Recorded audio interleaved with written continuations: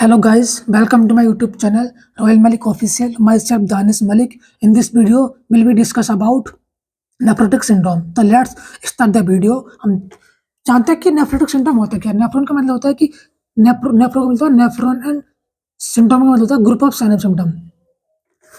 और इसकी डेफिनेशन क्या है? डेफिनेशन है कि the nephrotic syndrome is a clinical disorder characterised by the proteinuria, edema, hyperlipidemia and high serum cholesterol. क्या होता है कि नेफ्रोटिक सिंड्रोम जो क्लिनिकल डिसऑर्डर है जो कि करेक्टर होता है किसके द्वारा? प्रोटीन यूरिया मतलब प्रोटीन में मतलब यूरिन में प्रोटीन को ज़्यादा जाता है एंड एडीमा जैसे एडीमा हो जाता है एंड हाइपरलिपिडीमिया मतलब लिपिड का लेवल ब्लड में बढ़ जाता है एंड सीरम कोलेस्ट्रॉल मतलब हाई लिपिड का और कोलेस्ट्रॉल का लेवल ब्लड में बढ़ जाता है। क्यों बढ़ेगा? कि जो हमारा प्रोटीन का लॉस हो रहा है मतलब यूरिन के थ्रू हो रहा है, तो हमारा जो लीवर है वो जो है वो ज़्यादा मात्रा में लिपिड और कोलेस्ट्रॉल बनाने लग जाता है, जिसके कारण हमारा हाइपरलिपिडीमिया और सीरम कोलेस्ट्रॉल का लेवल बढ़ जाता है। ठीक है, अब देखते हैं नेक्स्ट डेफिनेशन क्या है इसकी। नेक्स्ट है the nephrotic syndrome is a kidney disorder है characterised by the excessive loss of protein in urine leading to low level of albumin in blood. क्या होता है? Nephrotic syndrome is a kidney disorder है character जिसके द्वारा क्या होता है? Characterised by the excessive loss of protein in urine. मतलब क्या होता है कि यूरिन में एक्सेसिव लॉस होता है प्रोटीन का, मतलब प्रोटीन के थ्रू मतलब यूरिन के थ्रू प्रोटीन का लॉस हो जाता है, मतलब यूरिन में प्रोटीन जाने लगता है जिस जिसके कारण leading to low level of albumin in blood, जिसके कारण क्या होता है कि ब्लड में एल्बुमिन का लेवल कम हो जाता है। देखिए, this can cause the swelling, fatigue and increase risk of infection and blood clot. जिसके कारण क्या होता है जिसके कारण हो सकता है कि स्वेलिंग हो सकती है, फटीग हो सकता है and increase risk of infection मतलब इन्फेक्शन का रिस्क बढ़ जाता है एंड ब्लड क्लॉट भी हो सकता है। ठीक है, नेक्स्ट है it is the more common between the 2 and 60 year of children. मतलब ये बहुत कॉमन होता है, बहुत मोर कॉमन होता है कि मैं ना 2 साल से 6 साल के बच्चों में बहुत कॉमन होता है और देखने को मिलता है। नेक्स्ट कॉज, इसके कॉजेज क्या हैं? जैसे HIV इन्फेक्शन हो सकता है या हेपेटाइटिस बी इन्फेक्शन हो सकता है या कार्सिनोमा ऑफ किडनी मतलब किडनी पर कोई भी ट्यूमर है या कैंसर है तो जिसकी वजह से हो सकता है। Bacterial virus and protozoa infection से भी हो सकता है। लिकीमिया से हो सकता है एंड ग्लोमेरुलोनेफ्राइटिस हो सकता है मतलब inflammation of the glomerulus and nephrons में इन्फ्लेमेशन उसके कारण हो सकता है। नेक्स्ट है ग्लोमेरुलो स्क्लेरोसिस मतलब scar tissue form in glomeruli मतलब स्कार टिश्यू फॉर्मेशन हो जाएगा इन द ग्लोमेरुलाई में। इसका क्लिनिकल फीचर क्या क्या होते हैं? जैसे सीवियर स्वेलिंग होगी, जैसे सीवियर स्वेलिंग क्या होती है? स्वेलिंग ऑफ द फेस पे होगी, हैंड पे होगी, फीट पे होगी एंड एब्डोमेन में मतलब सीवियर स्वेलिंग होगी। ओलिगोयूरिया होगा, उसको हाइपरटेंशन होगा और हाइब्रिनियोजेनिमिया होगा उसको, और अर्थरोस्क्लेरोसिस होगा उसको, मायोकार्डियल इंफार्क्शन होगा उसको, फटीग होगा, वेट गेन होगा उसको, एडिमा हो रहा है तो वेट गेन हो रहा है तो जाहिर सी बात है उसको मतलब एडिमा हो रहा है तो जाहिर सी बात है उसको फेट कलेक्शन हो रहा है तो वेट गेन होगा उसको। और हाइपो एल्बुमिनिया होगा उसको मतलब एल्बुमिनिया होगा उसको, हाइपरलिपिडीमिया होगा जिसकी वजह से मतलब वहाँ पे हमारे जो लीवर है वो लिपिड ज़्यादा बना रहा है जिसकी वजह से वहाँ पे लिपिड का लेवल बढ़ जाएगा। ठीक है, फॉमी यूरिन होगा उसको, एनोरेक्सिया, लॉस ऑफ एपेटाइट होगा, इमेच्योरी होगा, ब्लड इन यूरिन होगा, एसिटाइज होगा, पस कलेक्शन होगा और हेडेक एंड मलेस होगा उसको। ठीक है, नेक्स्ट देखते हैं क्या है। नेक्स्ट इसकी पैथोफिजियोलॉजी क्या हो सकती है? देखो, ड्यू टू इटियोलॉजिकल फैक्टर होगा मतलब कोई फैक्टर होगा जिसकी वजह से क्या होगा?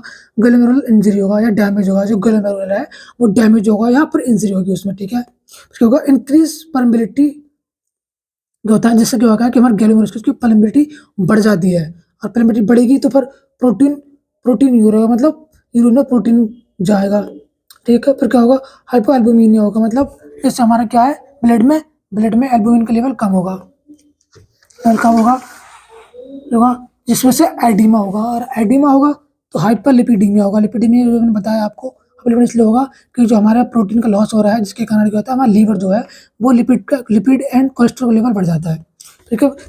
लिपिड यूरिया होगा, लिपिड यूरिया मतलब क्या होगा, मतलब यूरिन में लिपिड का लेवल बढ़ जाएगा, ठीक है। और फिर क्या नेक्स्ट है, उससे कॉम्प्लिकेशन होगा। कॉम्प्लिकेशन में क्या हो सकता है, जैसे इन्फेक्शन होगा, उसको ब्लड क्लॉट होगा, ये आदि हो सकते हैं। अब तो इसका डायग्नोस्टिक इवैल्यूएशन क्या है, इसके हिस्ट्री कलेक्शन फिजिकल एग्जामिनेशन करेंगे, उसका ब्लड टेस्ट में check level of albumin cholesterol, मतलब क्या है, मतलब ब्लड में क्या होता है, चेक करेंगे कि तो एल्बुमिन और कोलेस्ट्रॉल लेवल कितना है, ठीक है। हम किडनी वापसी करेंगे, उसकी केएफटी करेंगे, उसके किडनी फंक्शन टेस्ट करेंगे, उसका अल्ट्रासाउंड करेंगे, हम अल्ट्रासाउंड में सीटी स्कैन करेंगे, एमआरआई करेंगे, उसको यूरिन एनालिसिस करेंगे, उसका यूरिन एनालिसिस में कोई बैक्टीरिया प्रेजेंट तो नहीं है यूरिन में, ईसीजी करेंगे, उसको वीडियो इलेक्ट्रोकार्डियोग्राम करेंगे उसका, ठीक है। तो उसका मेडिकल मैनेजमेंट क्या है, मेडिकल मैनेजमेंट में पहला है कि corticosteroid to treat the inflammation of the patient, मतलब जो पेशेंट को इन्फ्लेमेशन है उसको ट्रीट करने के लिए हम पेशेंट को कॉर्टिकोस्टेरॉइड ड्रॉप प्रोवाइड करेंगे, जैसे कि प्रेडिनोसोन हो गया, ठीक है। और डायरेटिक उसको पेशेंट को हम डायरेक्ट ड्रग प्रोवाइड कराएंगे जैसे कि to treat severe oedema of the patient such as frusemide, मतलब पेशेंट को सीवियर एडिमा हो रहा है, उसको ट्रीट करने के लिए हम उसको पेशेंट को डायरेक्ट ड्रग प्रोवाइड कराएंगे, जैसे कि फ्रूसमाइड हो गया। नेक्स्ट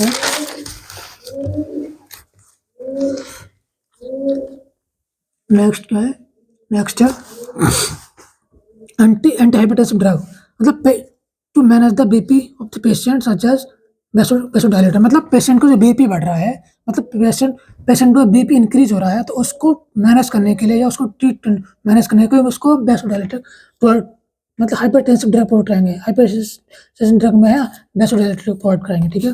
अब लिपिड लोअरिंग ड्रग, मतलब जो ब्लड में लिपिड का मतलब लिपिड का लेवल बढ़ रहा है, उसको लोअर करने मतलब डिक्रीज करने के लिए हम उसको niacin and ezetimibe drug provide कराएंगे उसको, ठीक है। और क्या होता है एंटीकोगुलेंट ड्रग, मतलब पेशेंट को मतलब ब्लड क्लॉट हो रहा है, तो उसको ट्रीट करने के लिए उसको हम एंटीकोगुलेंट ड्रग प्रोवाइड कराएंगे, जैसे कि such as warfarin warfarin drug provide कराएंगे। तो अब है इम्यून, नेक्स्ट है immune suppressive agent such as azathioprine, मतलब इम्यून एग्रेसिव एजेंट है, उसको प्रोवाइड कराएंगे उसको करने के लिए। नेक्स्ट है कैल्शियम, मतलब उसको कैल्शियम ड्रग प्रोवाइड कराएंगे, जैसे कार्डियक मॉनिटर करने के लिए, ठीक है। इसको नेक्स्ट है नर्सिंग मैनेजमेंट कर सकते हो उसका, नर्सिंग मैनेजमेंट जैसे कि check the general condition of the patient, मतलब हमें पेशेंट की जनरल कंडीशन असेस करनी है, चेक करना है। मॉनिटर द वाइटल साइन, मतलब हमें पेशेंट के वाइटल साइन चेक करने हैं। Maintain the input and output chart of the patient, मतलब हम पेशेंट का input and output chart maintain करना, मतलब पेशेंट कितना इंटेक कर रहा है और कितना आउटपुट हो रहा है उसका।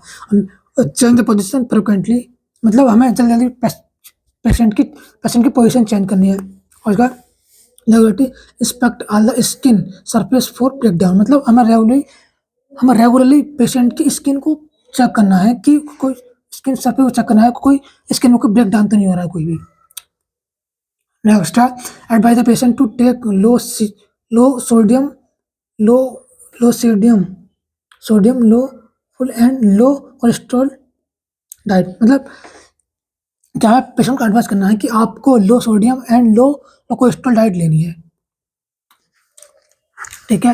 इसका नेक्स्ट क्या है, उसका नेक्स्ट है कॉम्प्लिकेशन, मतलब इसके कारण क्या क्या कॉम्प्लिकेशन हो सकते हैं, जैसे कि रेनल फेलियर हो सकता है, एनीमिया हो सकता है, और एक्यूट रेनल फेलियर भी हो सकता है, और आर्थरोस्क्लेरोसिस भी हो सकता है, और थ्रोम्बोलिज्म भी हो सकता है, मोस्ट फ्रिक्वेंट है ये।